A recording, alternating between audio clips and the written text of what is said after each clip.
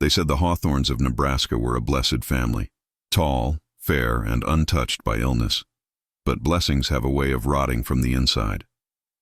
On a quiet morning in 1869, the first crack was heard. Sharp, faint, like glass under pressure. By nightfall, Clara Hawthorn was dead, her skin frozen mid-scream, glinting like crystal in the lamplight. The doctor never returned after that. Neither did the undertaker. Neighbors swore they saw a light seeping through the cracks of the Hawthorn house, pale, blue, and pulsing, as if the family was still alive inside, just transparent. They say the curse began deep beneath their land, in the old silver mine that fed their fortune and their doom. Every generation since has whispered the same warning. Never live to see 21. Because when the clock strikes that birthday, the blood in their veins turns cold, the bones hum, and the body begins to break. Slowly, beautifully, fatally. What happened to the Hawthorns was no disease, and no accident. It was a promise, etched in glass and sealed in screams. In 1869, the Hawthorn family of Nebraska was known not only for their wealth but for their unsettling privacy. They lived on the edge of town, in a sprawling farmhouse built from white pine and stone quarried from their own land. The Hawthorns owned the old Willow Creek mine, a deep shaft that locals said went straight through the earth's veins, where whispers could be heard when the wind was still. The mine had been their fortune and their curse long before anyone realized it. That year, something happened beneath that cold earth that would bind the Hawthorns to a fate darker than any ghost story. The two eldest sons, Elias and Thomas, were sent down the shaft after a cave-in trapped a group of workers. When they were brought back to the surface, only Elias was alive. His skin was pale as chalk, his eyes unfocused, and his lips bled when he tried to speak. Thomas's body was never found. For 3 days, Elias screamed in his sleep, repeating the same words over and over. It's awake. It saw us. It won't stop. No one outside the family was ever told what they had unearthed in that mine, but within the walls of the Hawthorn house, a strange ritual took place soon after. The family gathered in their candle-lit parlor late one evening. Reverend Caleb, a friend of the patriarch, was called in, but when he arrived, he was not asked to pray. Instead, he witnessed what he later described in his private writings as an oath to silence sealed in shadow. Each member of the Hawthorn family, father, mother, and remaining children, cut their palms with a shard of glass dripping blood into a bowl of mercury drawn from the mine itself. They swore never to speak of what had happened below, nor to mention the name of the thing Elias had seen. The Reverend fled the house before the ritual was complete, claiming that the flicker of the candles made their faces seem reflective, as though light could not settle on their skin. He left town the next morning and was never seen again. From that night onward, the Hawthorn family changed. Curtains remained drawn, and the mine entrance was sealed with stone. Elias was kept inside the house, his eyes bandaged, whispering nonsense that chilled even his mother to tears. The other children were forbidden to go near the cellar, and workers on the land reported strange noises at night. Echoes like hammers striking glass, or a woman humming beneath the soil. Some said the mine never closed, that something inside it continued to move, reshaping the earth around it. Months later, during the spring thaw, farmers nearby noticed patches of the Hawthorn field glimmering faintly under moonlight, as if fragments of glass were pushing up through the soil.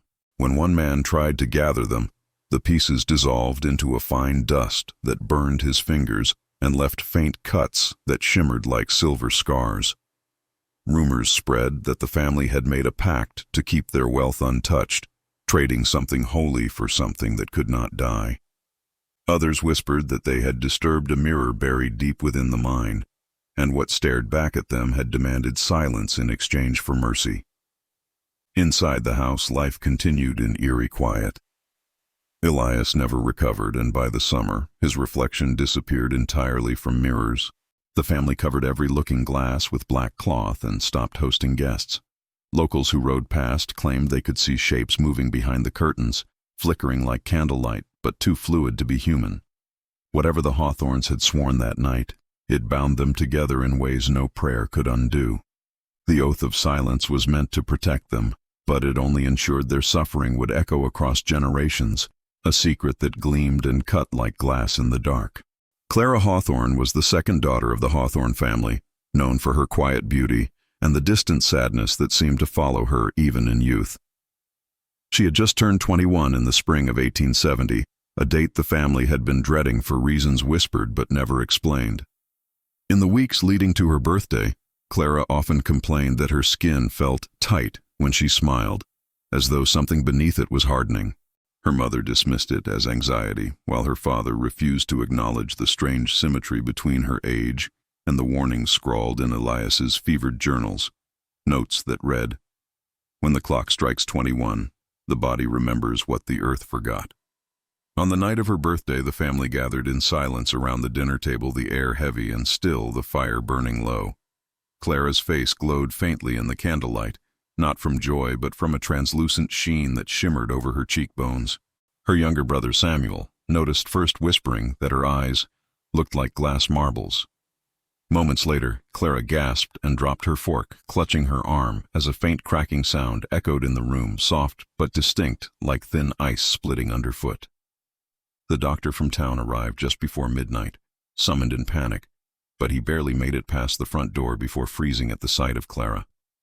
Her skin had begun to change, smooth, pale and reflective under the lantern's glow.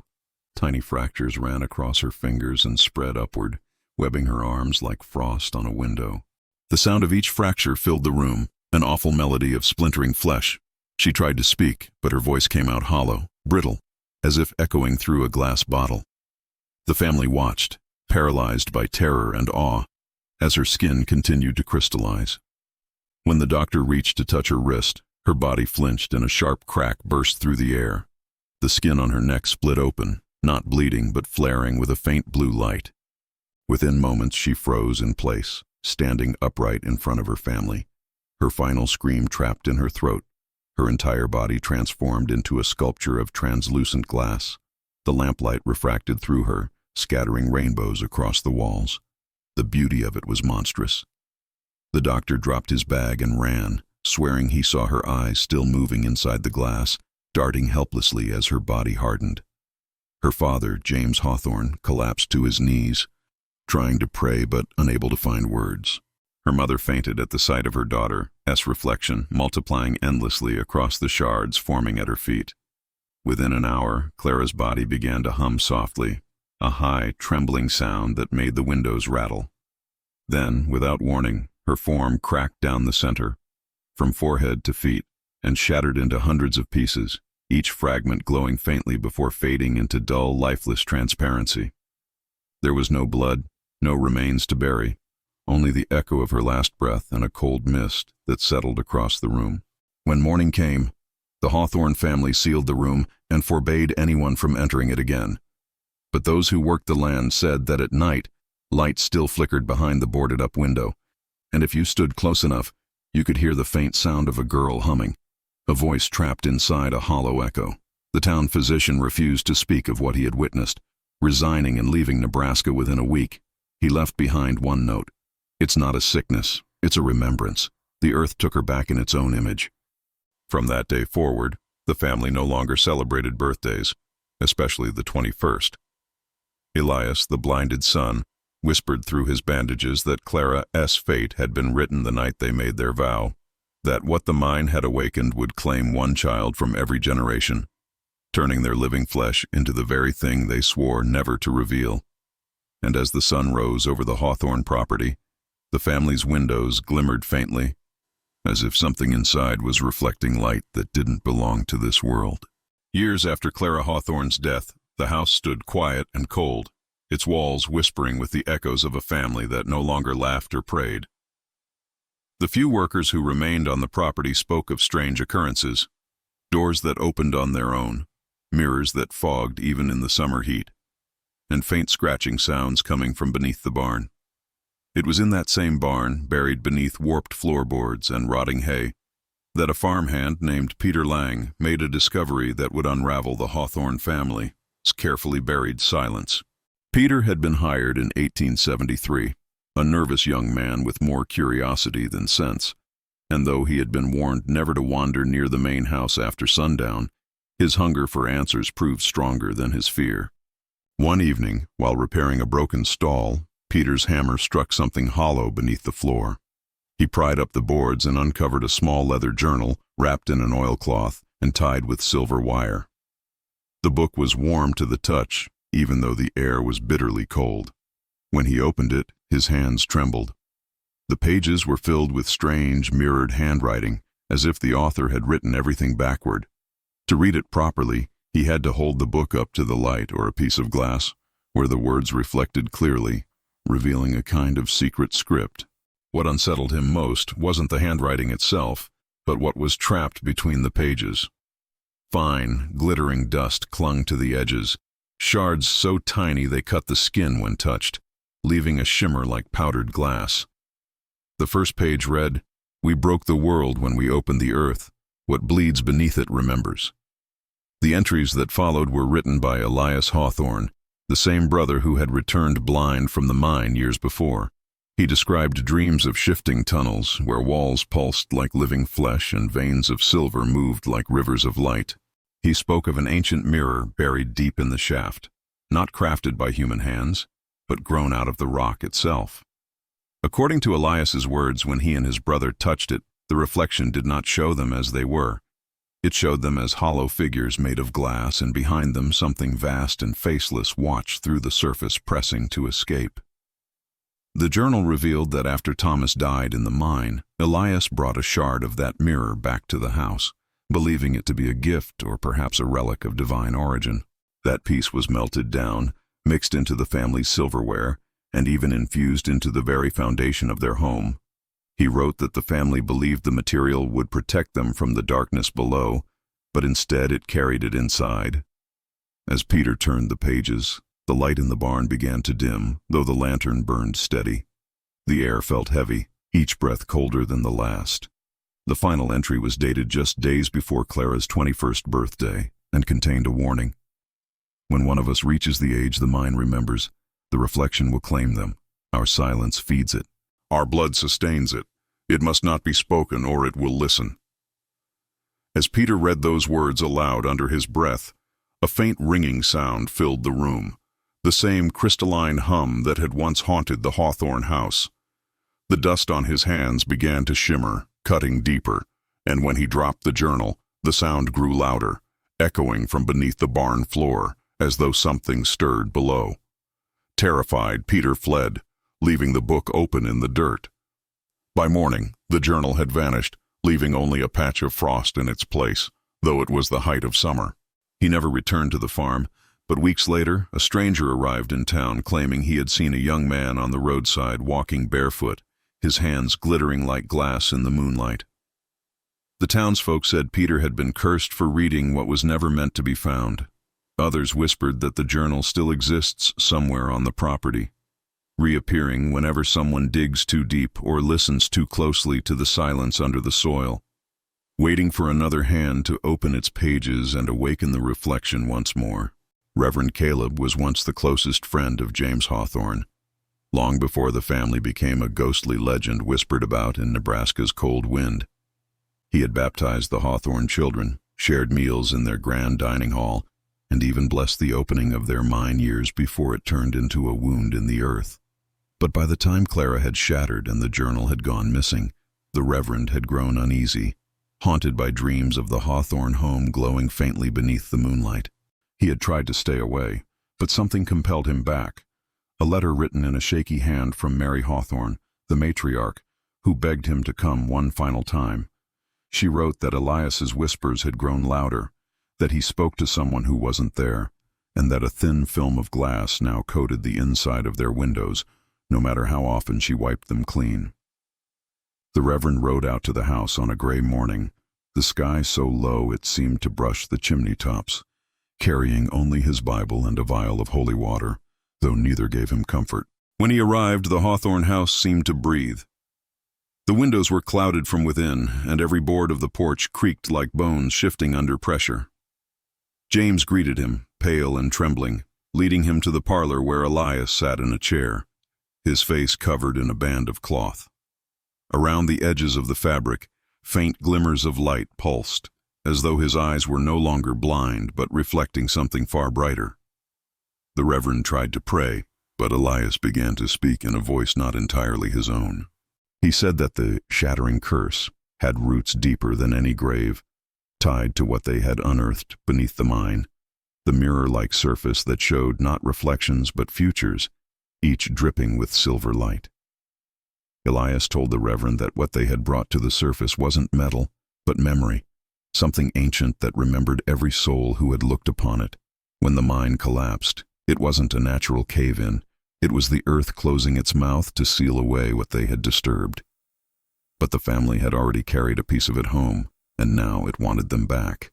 The Reverend tried to dismiss it as madness, until he felt a pressure in the room, a vibrating hum that rattled the cross in his pocket.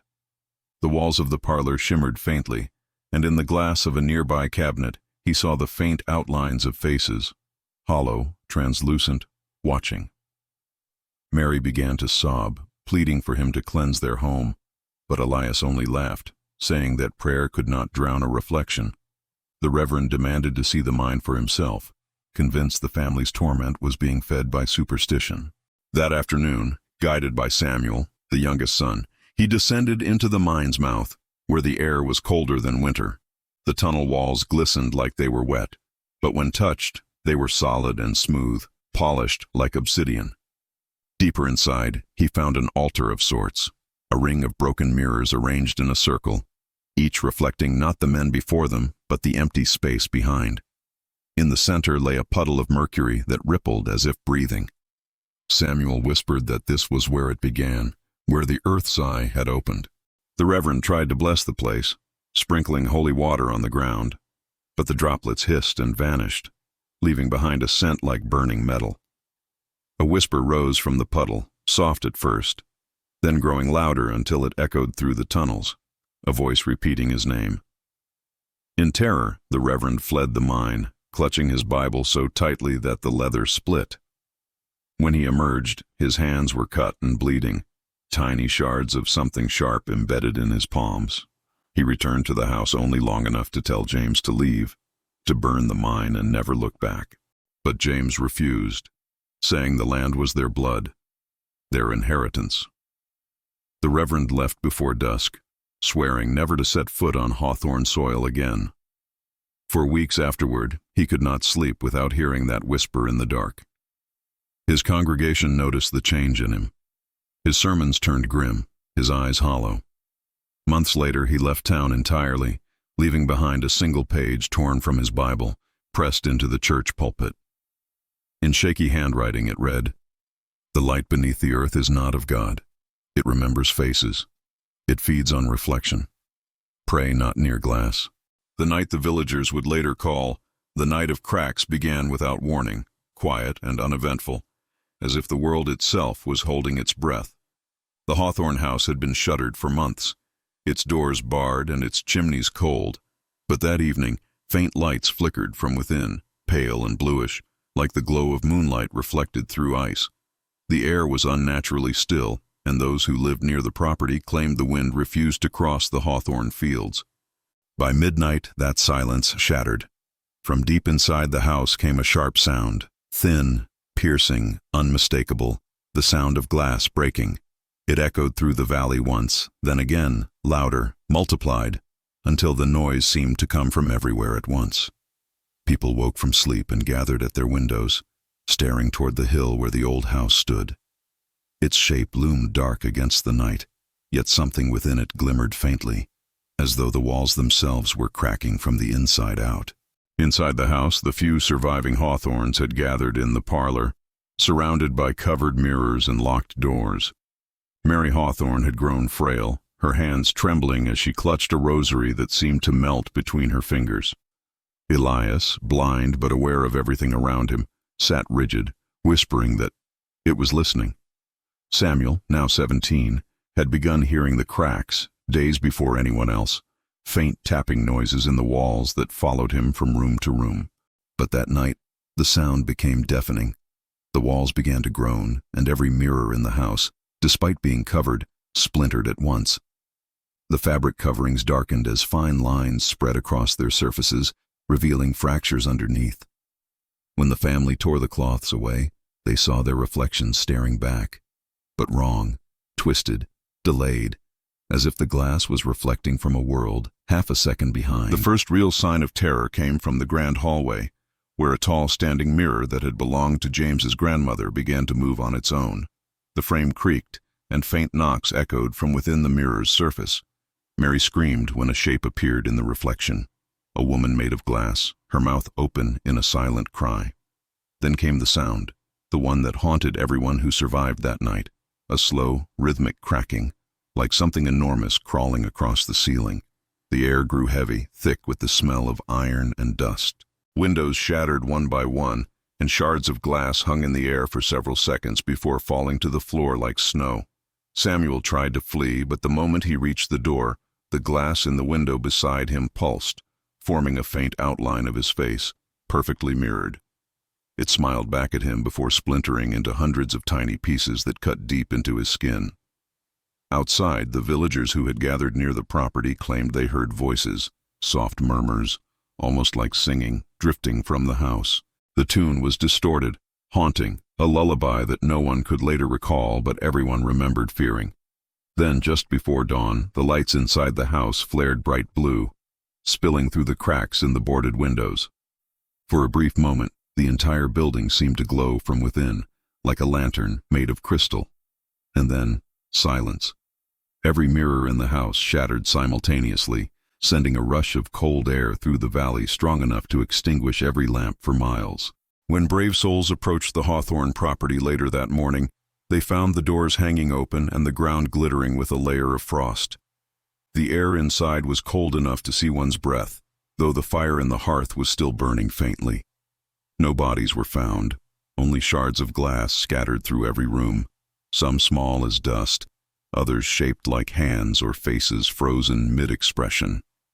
The villagers said they could hear faint whispering when they stood among the ruins, as though the glass still remembered the voices of the family it had consumed.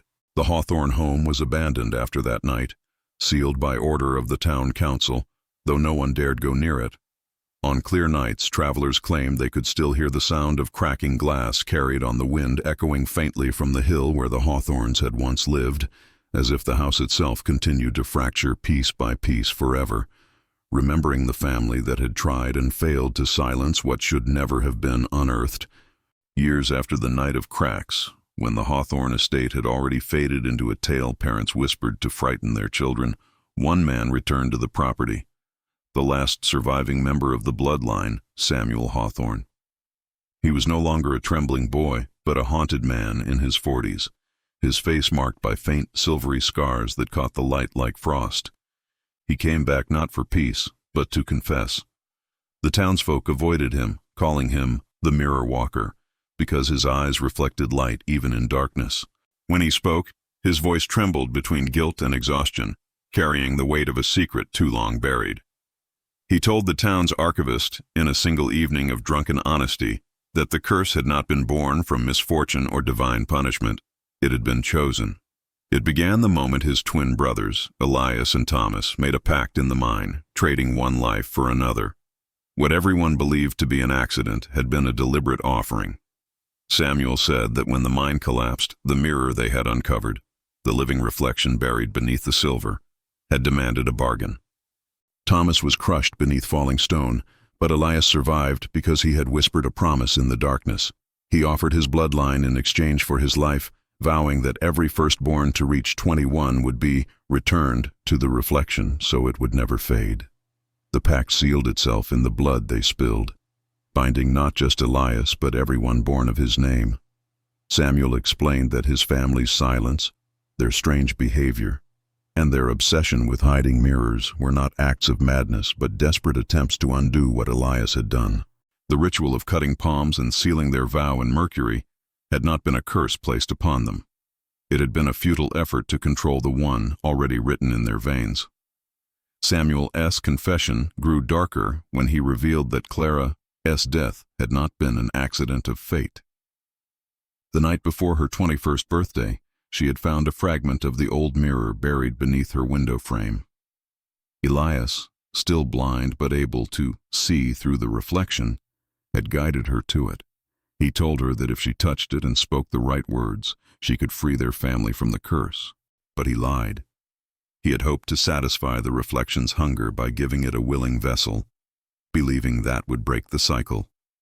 Instead, the mirror took her completely, turning her body to glass as payment for his deceit. That was why, when the Reverend came, Elias had laughed in despair. He knew the curse could never be blessed away, because it was not from God.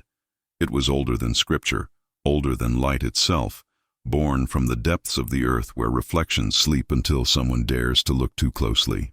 Samuel said that on the night of the final shattering, when the walls broke and the air turned cold, he had seen Elias's reflection standing beside him, though his brother's body had already decayed years before. The reflection whispered to him that the pact was not over, that it stretched beyond death.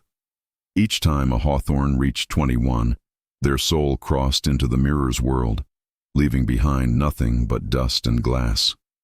The reflection world, Samuel claimed, was not empty. It was filled with the shimmering shapes of everyone his family had lost, eternally frozen, watching the living through every polished surface. He said he could feel them even now, just beyond the edge of his vision, waiting for him to join them. When asked why he returned, Samuel said he had come to finish what his brother began, to seal the mirror forever. He planned to destroy the old mine and bury the reflection beneath the earth again. But before dawn, he vanished. When the townsfolk searched for him, they found only his footprints leading into the mine's mouth and stopping abruptly near the entrance. Beside them lay a small pool of mercury and a single shard of glass, perfectly clear, still warm to the touch. Those who dared to pick it up swore they saw Samuel's face inside it, faint and shimmering, as if trapped behind the surface, mouthing the same words Elias once did. "It's awake. It saw us.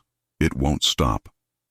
From that day forward, no one went near the mine again, and the legend of the Hawthorns became a warning not about greed, but about the price of reflection, the danger of looking too deeply into what should never look back.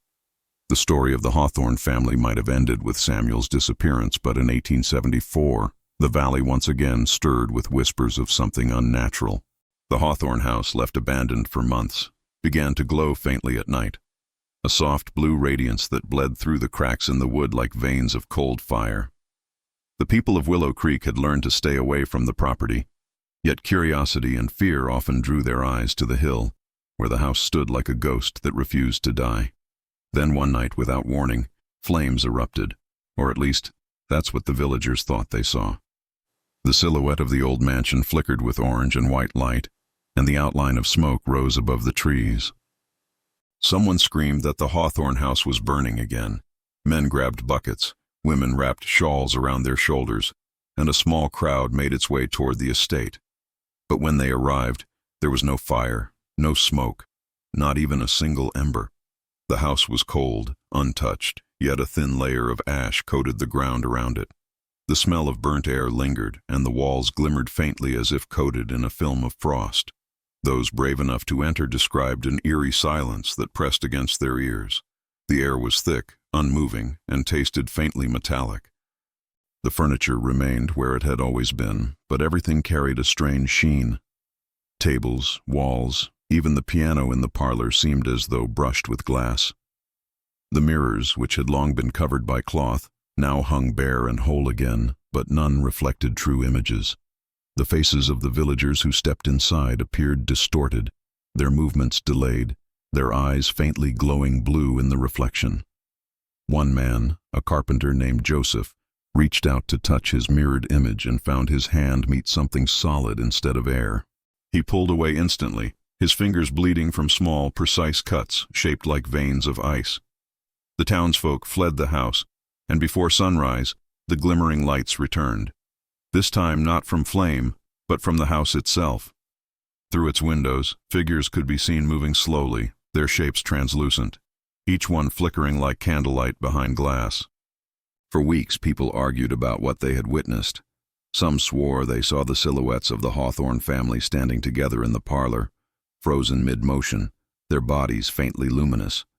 Others claimed they saw faces pressed against the windows, as if trying to escape. The sheriff ordered the property sealed, but no one dared approach to enforce it.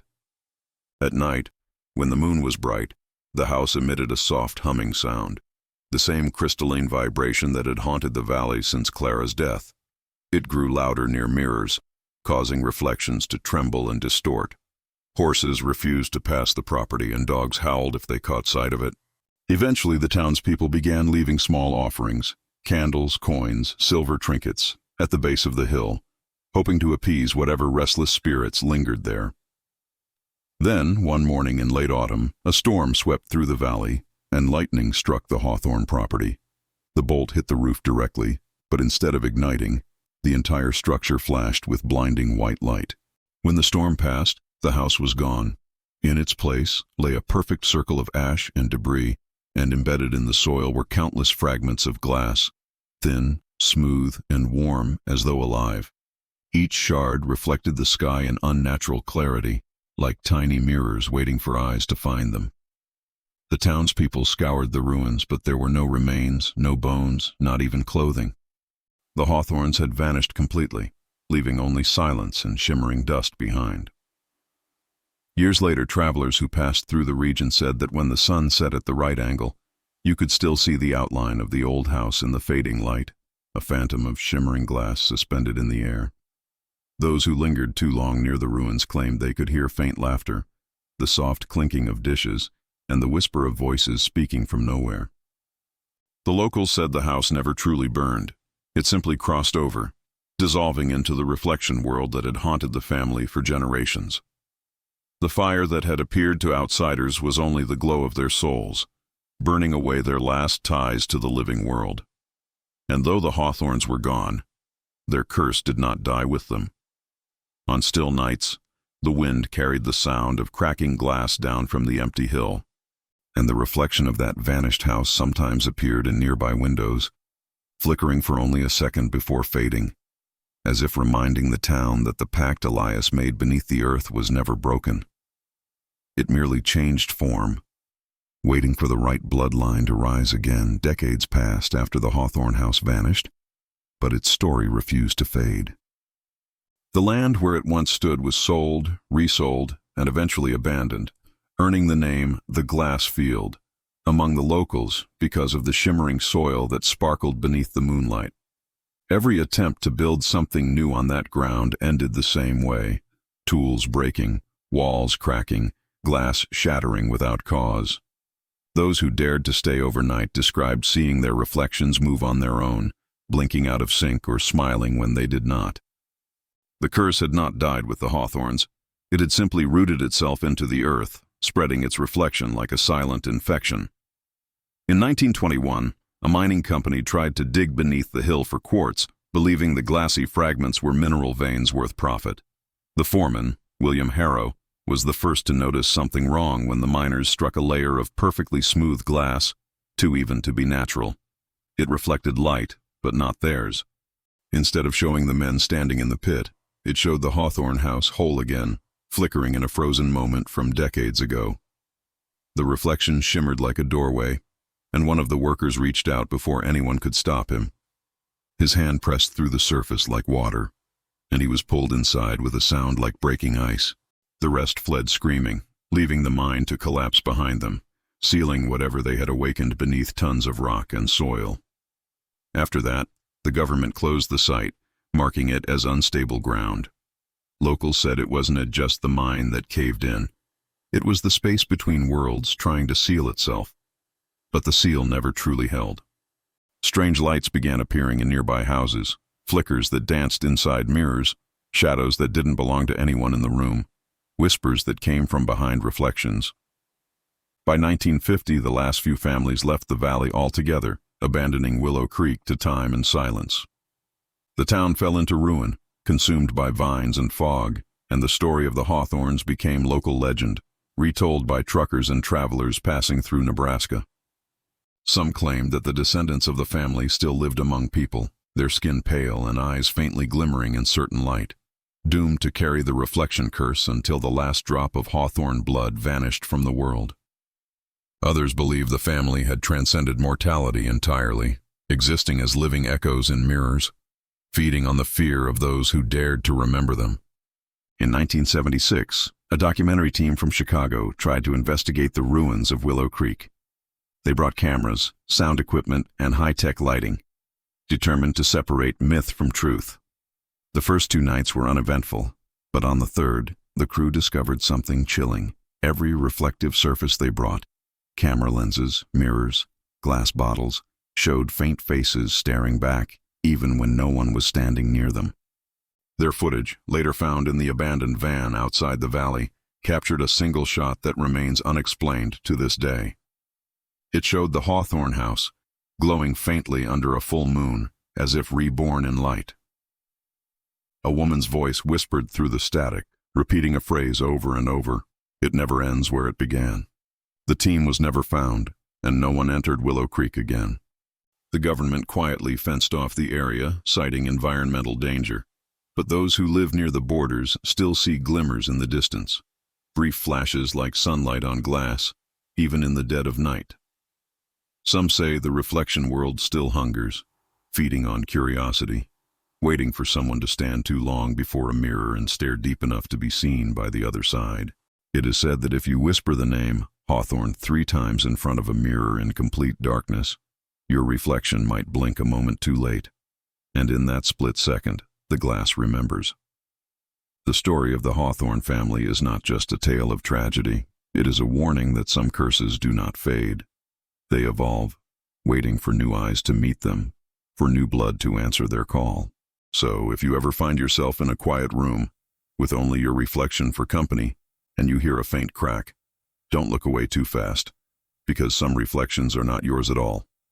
And if you want to uncover more stories like this one, make sure to like, comment, and subscribe.